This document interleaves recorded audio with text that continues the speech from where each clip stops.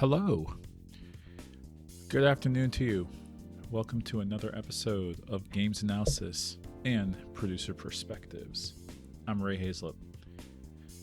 I hope you've had yourself a good couple of weeks. I am very much looking forward to tomorrow. Tomorrow is the release of a game that I've been looking forward to for almost a year now. It's The Legend of Elliot, The Millennium Tales. I played the demo of this game, I think it was 9 months or a year ago, and I got really far in the demo and I didn't even finish it. I got to the final dungeon of the demo and said, I'm good.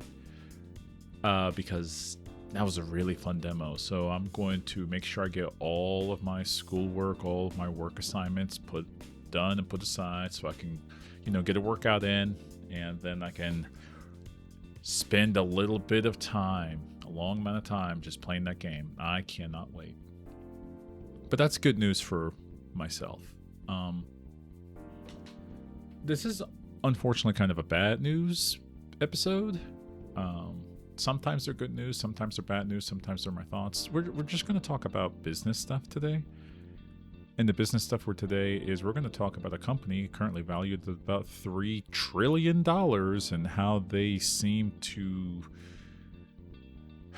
keep stepping in it. We're going to talk about Microsoft and their Xbox division. They renamed it from the Microsoft Games division. They turned it back to Xbox thanks to the new CEO, Asha Sharma. You're going to hear her name a lot today. I have been told, not only by my friend Josh, but by several other people, that one of the best things about Xbox for a long time is Microsoft Games Pass. And I've thought for the last, I think it's been around for almost a decade. I've thought for the last decade that Microsoft Games Pass is just a loss leader and that it doesn't work. And it's not going to work in the long run. This is not coming from someone that's like, Ray, you know exactly what's going on in Microsoft. No, I've never worked for Microsoft. The one time where I almost did work for Microsoft, it's because I was about to take a job being a producer working on Halo Infinite, and I turned it down because of Microsoft's structure for how they were hiring employees. That's a long story. The short story is it was contract only, and it was for not enough money for the area that they wanted me to live in. And I thought, okay, there's a lot of risks involved with this. I'm gonna decline. But I'm sure I would have loved to have had worked on Halo on my resume. That would have been neat, but not sure about that risk. I thought that Xbox Games Pass was a loss leader and was going to be a weird loss leader because one time I wanted to play a game I saw. It was Outer Worlds, that Obsidian game, that sci-fi Obsidian game. Kind of plays a little bit like Fallout. Yeah, I want to play that. So I subscribed to Microsoft Games Pass, PC Games Pass for $9.99. And I picked up the game, and I downloaded it, and it took me less than a month to beat it. And then I canceled my Game Pass subscription when I was done beating it. It took me about 2 to 3 weeks to beat that game. And then, this is a really stupid epiphany, but the epiphany I had is I just bought and played a $60 game for less than $10, before tax and whatnot. Is that sustainable? No, it's not. I did the exact same thing with No Man's Sky. I ended up not beating No Man's Sky, but they had a special where they're like, come back to Games Pass for $1. Cool. I downloaded it for $1, downloaded No Man's Sky, played it for several hours, decided, I'm not having fun with it right now. I'm just not in the headspace to play this. Canceled my Game Pass subscription and uninstalled No Man's Sky. $1. A game that has always sold for about $60, I paid $1 to play as much of it as I wanted, or as much as I needed to. How about what is those games? Yakuza. I played and got 25% of the way through Yakuza 0. Same thing, $9.99. It's a $60 game. played through as much of it as I wanted, I decided, you know what? I'm good. I'm going to stop playing this game. No harm, no foul. And I canceled my Game Pass subscription. To this day, I think the grand total amount of money I've spent on Games Pass has been about $30. I think altogether, if you were to look at my Microsoft account, how much money have you paid for Game Pass? I think it's been $30 or $40. Point I'm making is I've played and beaten whole games for less than the cost of one of those games. Way less than the cost of all of those games combined. And I have said, that's not sustainable. Like, hooray, good for me. I made out like a bandit, but is this multi-billion-dollar company ready to do that times however many Games Pass subscribers that they have? Are they ready to take that much losses? And here we are in 2026, and the answer is no. No, they are not, actually. Last summer, when Phil Spencer was the head of, it was still called the Microsoft Games Division. We're just going to call it the Xbox Games Division going forward. Matthew Bell, the Xbox chief of strategy, confirmed that last summer when they raised the price of Xbox Games Pass from the Ultimate tier was $19.99. When they raised it from $19.99 to $29.99, which is a 50% price hike just out of nowhere, they lost, and I quote, millions of subscribers. Now, Microsoft was not in the business to be losing any subscribers. They just really weren't. The idea for Games Pass was by 5 years of it existing, they were supposed to have 100 million subscribers on that service. They don't have that. Just to remind you, that would be about a little bit less than like 1/3 of the entire population of the United States. They really did want to make this the quote unquote Netflix of gaming, where like almost everybody has a Netflix subscription. I mean, I don't, but most people do, I guess. But they wanted it to be like everyone just has a Microsoft Games Pass subscription. Everyone is paying their like $20 or $10 or $15 a month. We're just getting money raked in. Now, I think the last number they ever reported was they had about 34 million subscribers. Let's say that number dropped by, since he said millions with an S, let's say that number dropped by 2 to 3 million. I don't know. 10%. They lost 10% of all of their customers. Since they were originally supposed to have 100 million customers,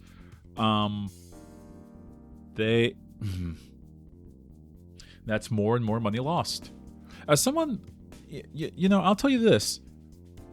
When services like this want to actually get their games on their service, most developers are like, okay, we're going to make the game for this console, or we're going to make it for PC. Maybe we'll ship it on Steam. Maybe we'll ship it on the Epic Game Store, Humble Bundle. They start having that conversations. The conversations they don't have, especially nowadays, is, hey, we're going to put this game on Games Pass. Everyone's like, no, why would we do that?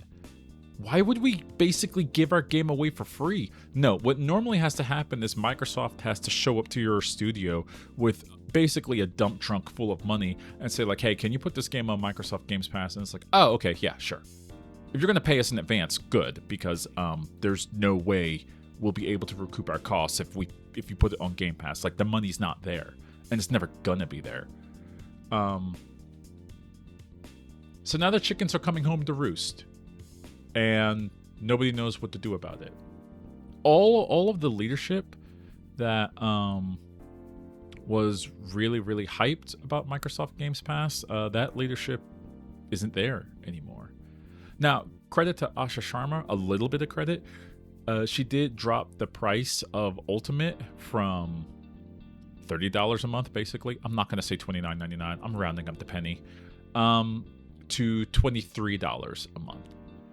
As a lot of people are saying, like, that's good. It's like, well, you're still getting a price hike. The price hike still happened. They're like, yeah, but it's not $30, so it's $7. It's like, yeah, sure. All right. Sure. If you're saying that the price went up and that's not bad, that's sure. There's another thing about that price hike. We'll get to that here in a little bit. So, Asha Sharma also announced that what they want to do by changing its name from Microsoft Games Activision to Xbox Games Division is they want to go ahead and make sure that they are getting back to their roots of Microsoft Xbox. They have changed the name of the company to Xbox in all caps, and they're trying to appease their client base to really, really get them pumped up to buy more Xbox and Xbox games. And they said, we're going to have a lot more exclusives for this game. Because shock and awe, exclusives sell consoles. Nope. I've said this for like decades. No one's going to buy your console if it doesn't have exclusives. You know what company figured that out from Jump Street? It's Nintendo. You can't play Mario on a PlayStation. You can't. And they don't want you to. And that's fine. And that's why the Nintendo Switch and Switch 2 are the dominant consoles in the market, to the point where Sony PlayStation and Microsoft aren't even competing with the Switch. Why would you compete with someone that sells that much more consoles than you? That's not a competition. You're just going to lose. So here's what they're going to do for exclusives. Is the brand new Halo game that's coming out near the end of July, is that going to be exclusive? No. No, it is not. Here in a couple of weeks, you will be able to play a Halo game on a PlayStation 5, on a PlayStation system. I was actually thinking, hey, one day you should just throw that thing on just a Nintendo Switch. Just really go whole hog with it. They're not going to do that yet, but the only exclusive that is actually coming is going to be the next Gears of War game. Gears of War E-Day, I think it's going to be called. I don't know.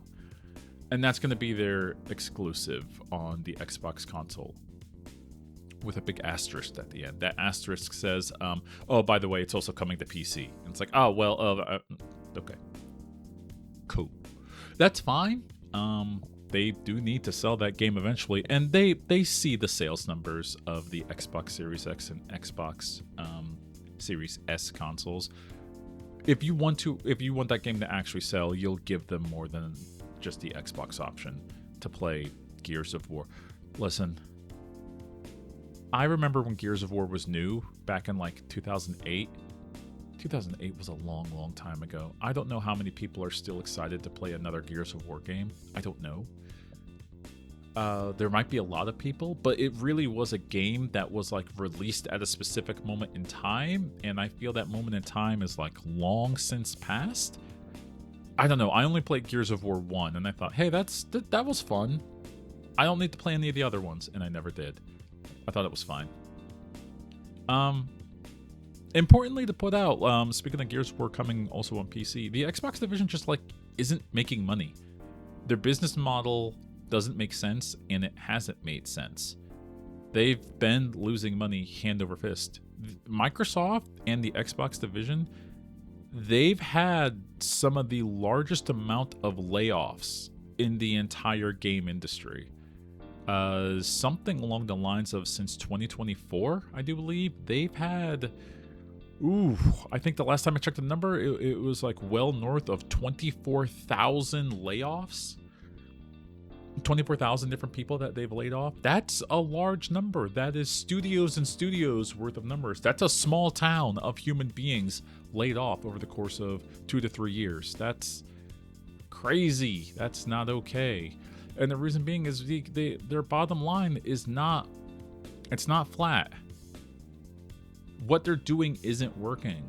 Their reliance on Xbox Games Pass, plus their purchase for $70 billion, and that's not including all the overhead costs. We're just going to say $70 billion, but it was a lot more than that, of Activision King Blizzard has not worked out for them. To the point where, when I mentioned Call of Duty and Games Pass before, they did ship Call of Duty with Microsoft Games Pass in the very moment that they said they were going to do that. I remember this. It was May of 2024. I remember this. I was talking with my friends saying, that is a stupid idea. They're going to lose money hand over fist. Of course, I got some pushback on that, and I said, here, let me explain how this is going to work. Your average person that plays Call of Duty, they don't actually want to buy Call of Duty. They just want to have Call of Duty. So they're going to get a Games Pass subscription, and then they're going to, if they already, the type of person that plays Call of Duty probably already has a Games Pass subscription. So they're like, oh, I don't have to double dip. They're double dipping on Microsoft. They're like, I'm getting the game and I'm saving $70. There's a report floating out there that supposedly Microsoft lost $1 billion by putting Call of Duty on Games Pass, because the exact same cohort of people that already had Games Pass did not spend the $60, $70 to buy the new Call of Duty game. So going forward with the new Games Pass model at $23 as opposed to $30, the ultimate tier, you will not have Call of Duty attached to that Games Pass system. No, they want you to actually buy Call of Duty. And once again, it is one of those like brain exploding moments of like, what did you think did you really think it was going to work a different way? I swear, I'm coming at this from like a newbie. I like just walked on the stage to be a business degree candidate, and I thought that this was obvious, but apparently it's not. Apparently they just thought the Call of Duty company will make Call of Duty game and will make a lot of money. Will you make $70 billion worth of money? I don't think so. So again, more chickens are coming home to roost.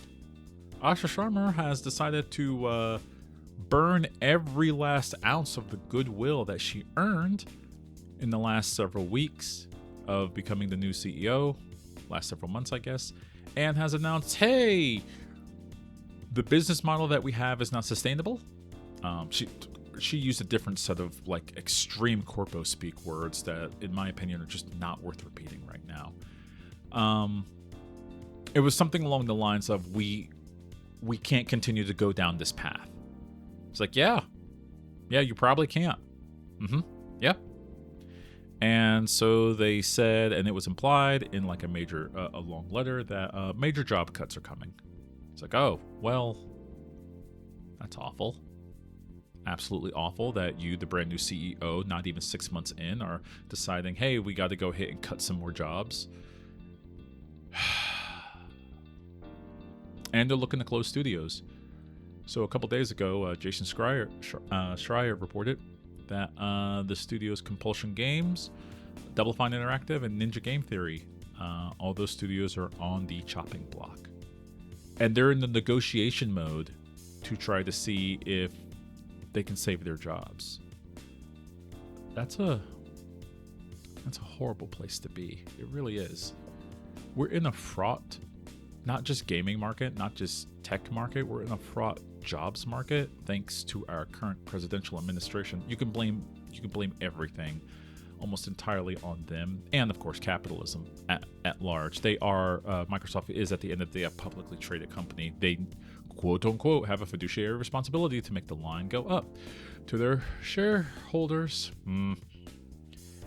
And these studios are not like releasing bad video games. They're releasing, at bare minimum, interesting video games. But apparently that's not enough.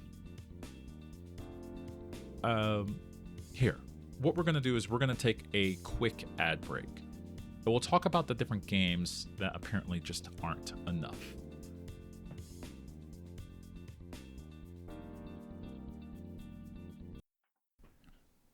Do you like drinking coffee? Of course you do. You're listening to this podcast. That's pretty much most people listening to this love drinking coffee. What you want to drink, though, is locally sourced and sustainable coffee. How about some coffee where every time you make a purchase of it, 5% of all of its sales go back to charities to go ahead preserve the great outdoors? How about a coffee that only works with local farmers? Coffee that gives you a great taste. So thanks to today's sponsor, that is going to be Afuera Coffee. You can go to afueracoffee.com and you can order some specially sourced, single sourced actually, sourced from the Rainforest Alliance Farms in Central and South America, coffee beans, ground or whole beans, and get that delivered straight to your house. You want to use my promo code RHAZE, that's RHAZE, at afueracoffee.com. Order yourself some coffee and they're going to give you 15% off just for using that promo code. Go ahead, get yourself some coffee, and enjoy it knowing that you're giving a little bit back to the environment.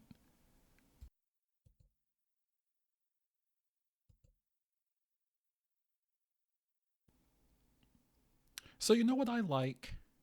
I like energy drinks.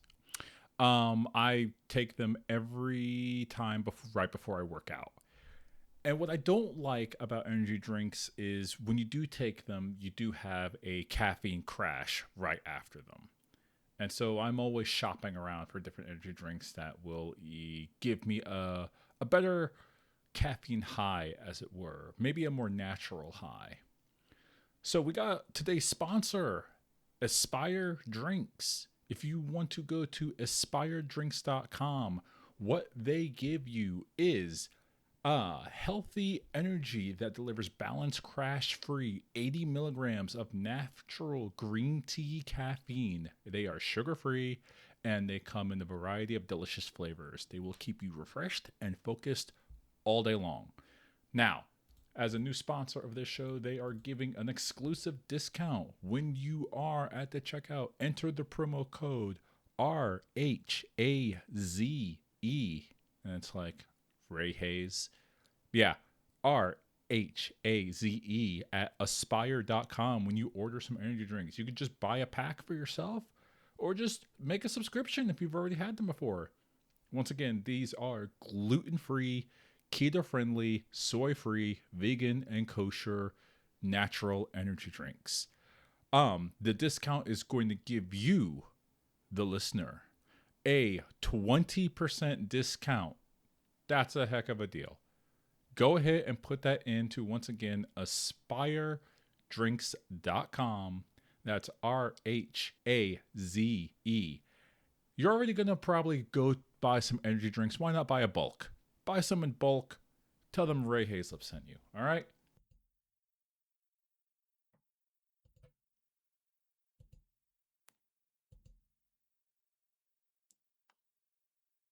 Okay, so we're back. Yep, so Compulsion Games recently released a game, South of Midnight. This is an award-winning game. This game won a Peabody Award. Did it sell enough to make its money back? I don't know. I didn't play it. But got a thunderstorm brewing outside. The only reason I didn't play it is because it kind of flew under my radar. By the time I did hear about it, I was like, oh, that's cool. Maybe I'll one day get to it. Which is unfortunate.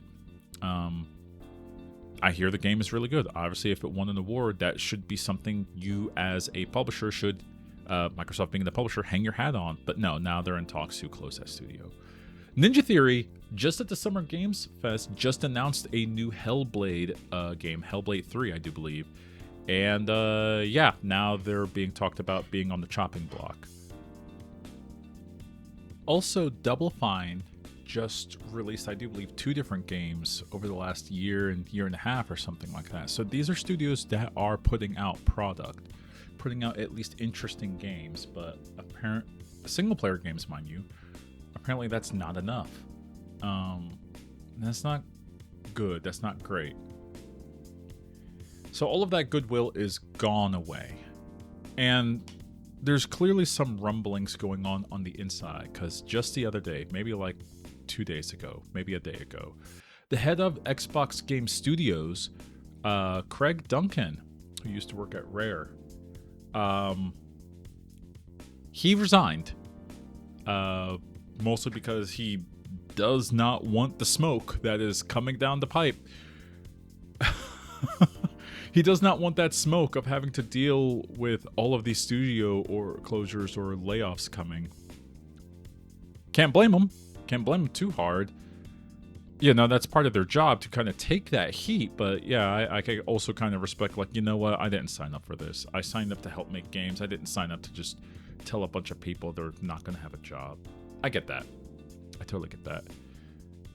So things are rough in the Microsoft world right now. It could be better. Things are kind of rough. And now they want to go ahead and say they want to launch a console, whatever Project Helix is. It's supposed to be a console PC hybrid or something like that. And if rumors are true, that thing will be somewhere close to $1,000 or more, especially thanks to the administration and thanks to the constant berating of AI or generative AI everywhere. RAM is going to be real expensive, so it's going to be real expensive to kind of make that thing. Ugh. That road for Microsoft is only going to get rougher because I don't know who is Project Helix for. Someone that owns a PC and wants to upgrade their PC, but they also want a console inside of their PC. I could potentially see that, but most people don't want that. They either want a PC or a console.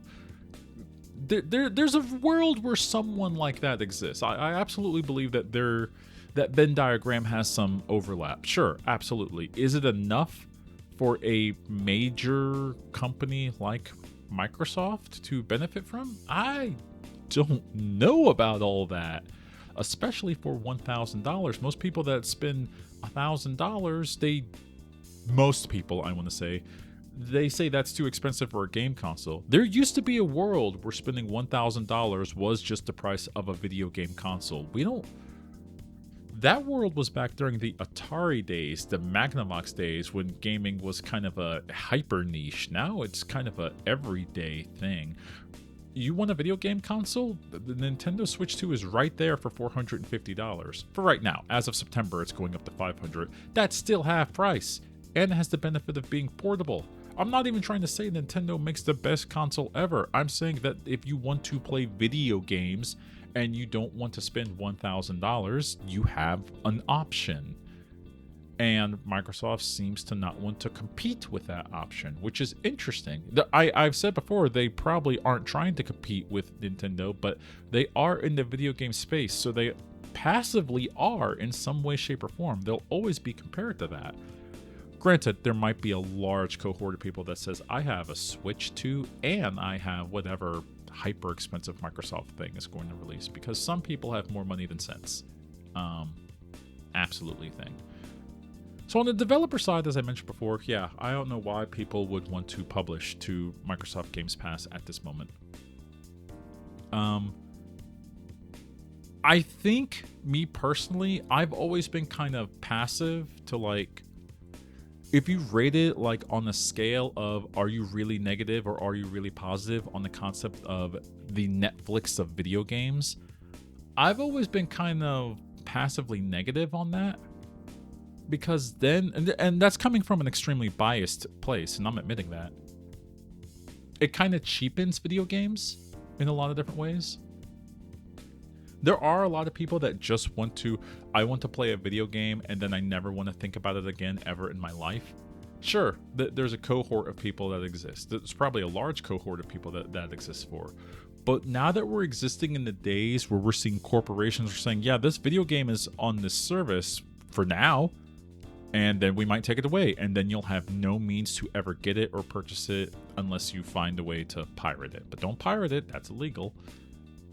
That's becoming more and more prevalent, and more people are saying, I should probably own my game in some way, because what if I do like this? What if I want to return to it? Something along those lines. Also, let's be realistic about this for a second here. The concept of video games as an interactive medium, that is extremely different from Netflix in a lot of different ways. So, your average TV show on Netflix, what is it? 23 minutes? Half an hour? If you want to include movies in there, the longest movies on Netflix, most movies are going to be about 2.5 to 3 hours or something like that. That's an afternoon. Okay? Or if you want to watch a TV show, you want to watch a couple episodes before you go to bed or something like that, what is that? A couple hours, hour and a half, something like that. Maybe an hour. Whatever. Most people are willing to subscribe to a streaming service like Netflix for that. Like, I want to go ahead and get an hour in. Or there's a movie I want to watch. I will watch this movie for 2 hours. A video game, one single video game, the average video game is about 10 to 15 hours. And if you're playing one of those large AAA games, knock that up by several hours, so 20 to 30 hours. Turn-based RPG, now we're getting into insane numbers, 50 to 100 hours. And you want to say, like, have a subscription service to this so that you're paying several dollars per month, either $10 to $20 to $30 per month, to play the same video game that's going to take you months to beat. Or you pay between $40 to $70 per month and you own it for forever and you can take your time with it. There's no subscription fee. If it's going to take you a long time, that's fine. It's going to take you a long time. You don't have to keep paying some corporation that exact same cash. Most people are realizing that the option of I own my game and I'll beat it at my leisure, so I'm not rushed to beat it inside a single month to feel like I got my money's worth. Most people are actually realizing that yes, buying and owning a video game is the way to go.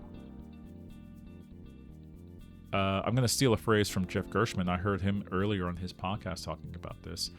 A lot of people laughed at Sony when they said, we're never going to do anything like the Xbox Games Pass. You want to own a game, buy it. And Sony's doing just fine, relatively speaking. They're still laying off closing studios and laying off people. Do not get that twisted. But nowhere near the rate Microsoft is doing it. Not even close. If you want to say that they're the leader in anything, Microsoft is the leader of laying people off lately. That's awful. The concept of a video game is that it's a medium you engage with, and it's a medium that's supposed to build something because you're interacting with it in a specific way, or it's a skill-based game where you're supposed to play it multiple different times.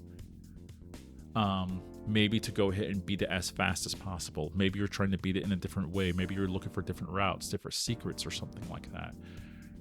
Video games are not meant to be disposable. I'm not saying all things that are on Netflix are disposable. I'm not saying that at all. But a lot more of the audience of people that exist that watch movies, they view movies and TV shows as disposable. That's a shame, too.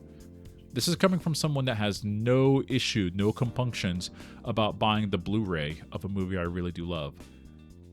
I recently bought the Blu-rays of Dune and Dune 2, the recent ones that came out, and also Weapons, which I still have to sit down and watch. I just haven't been in the mood to watch a horror movie lately. Maybe I'll watch it tonight.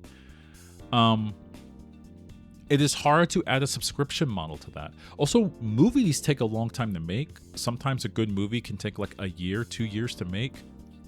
A year or 2 years is about how long an indie video game takes to make. A good video game can take about 3 to 5 years. Like a really good AAA has a bunch of money behind it. You're throwing a lot of time behind that. And you're throwing hundreds of people at that project. And it takes hundreds of, I'm not saying that they're not skilled there, extremely skilled at computer science or writing or art people at this project. Right? So it is something that is completely different. You can't just say, okay, this experience is going to be $10 a month. That's clearly not working. It's just not. And anyone that says it's working, it's fine, you're wrong. Cite your sources. How is this working? What is it going to take for Microsoft to get out of the death spiral that they're in? Well, I have some ideas.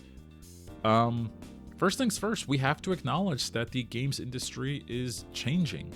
In my opinion, it's actually changing for the better.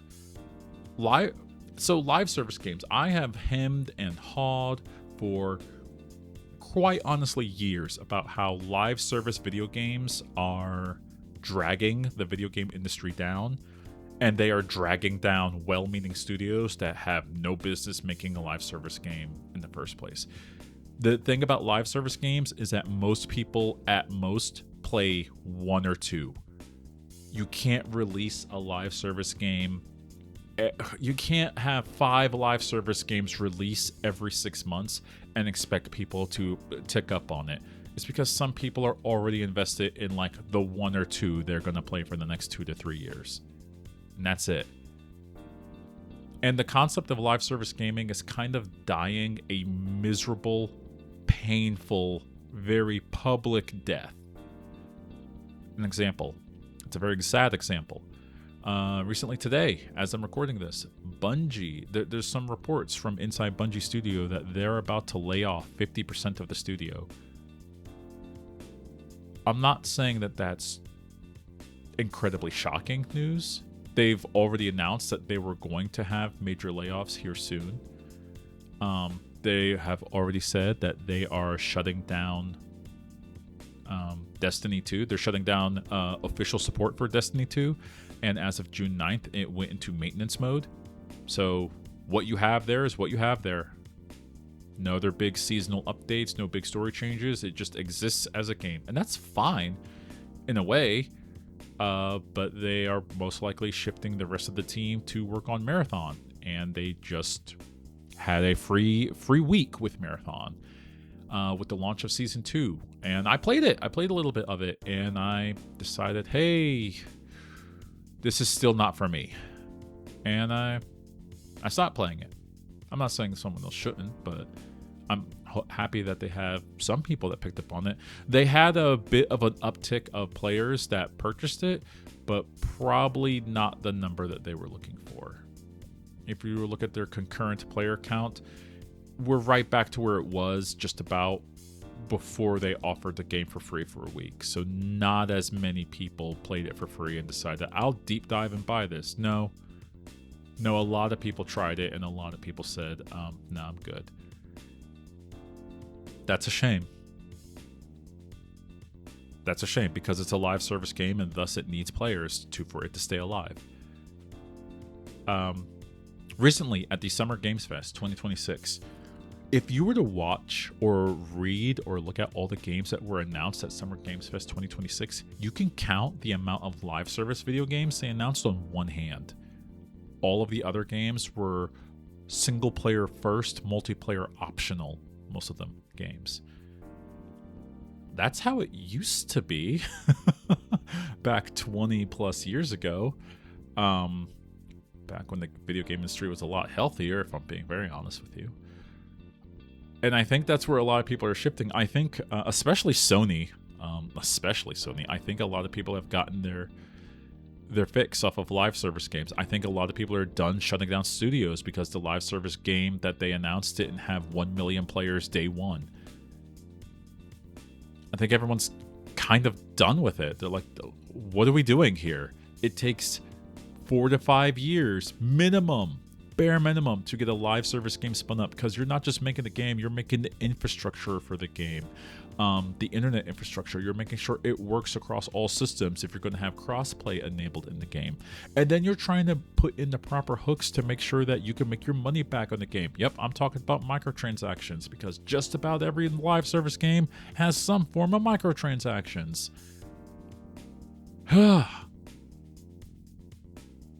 And to circle back to the point, Microsoft is looking to shut down 3 studios that only made single-player games. So what are we doing? What's the plan? Is Microsoft going to say, like, well, we're going to release a lot of very good first-party games, but they're not going to support studios that make really good award-winning single-player games? I don't know what the plan is. I don't know if they do either. I'll be honest with you. I heard rumors that Asha Sharma was sent into Microsoft to take the head and then eventually try to fix whatever she could and then take a fall. I believe that was just conspiracy theory crafting right now, but I'm starting to turn around on it. I don't know. I think she was...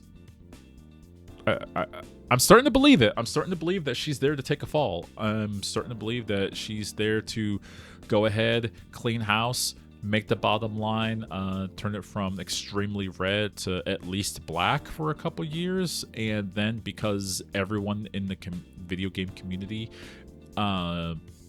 she will have burned every single bit of goodwill that she possibly could, faster than Phil Spencer has, and everyone will be kind of done, like, dealing with her nonsense. No one will want to talk with her to make games for that company, and it's like, okay, we hired a new person who's now in this fresh, renewed space of Xbox. That we got this new person. Gone is Asha Sharma. She's gone. Her, Phil Spencer, gone. Sarah Bond, gone. Don't worry. We're fixing it up around here. There's a world where that exists, and I'm starting to believe that that's exactly what it's possibly shaping up to be. And I'm wondering if Asha Sharma is aware of that, and she's just there to, like, okay, I'm going to make a lot of money while I'm here. I'm going to do what I can, get the bag, and then get out and retire and move to Italy. I don't know. It's sad. It's really sad because it doesn't have to be this way. It really doesn't. All right. So, sorry I can't end on a brighter note besides the fact that, hey, there's a bunch of really, really cool Nintendo games coming out here very soon. There really is. Okay, not just Nintendo. I'm looking forward to that Halo Campaign Evolved game. I'm not going to lie. I'm looking forward to playing that. And there's a lot of super dope indie games on Steam Next Fest going on. I played several demos. I played the demo of Utopia Haven. I describe that as a comfy, cozy Metroidvania game. I think it's awesome. It's a Game Boy Color-like Metroid game. It's really fun. And I also play Iron Nest, which is you're controlling what's essentially a walking battleship turret. And you're doing all the mechanics to try to fire shots on target. And it is fascinating and interesting and also nerve-wracking, as it should be. There you go. There's some positivity there. Yeah. All right. Thanks very much for listening. If you want to hear more podcasts coming up in the future, we got some good post-scripted stuff on the Unscripted Gaming universe of podcasts coming. It took a while to get that stuff going, but we got some good post-scripted stuff coming. It might involve a giant robot. You never know. Stay tuned for that. And if you want to go follow what we do, go to unscriptedgaming.com. If you want to follow our social media stuff, go ahead and follow us on Unscripted Gaming on Blue Sky. I'll tell you what, I'll start updating that a lot more. And you can visit my page as well, stanhazlett.com. Or if you want to go ahead and buy the 2 sci-fi books I have, with a third one day coming, go to stanhazlett.com. Look for the book section. Check them out. Why don't you support a independent artist? Thank you very much for listening. I hope you have yourselves a good one. Have a good week, and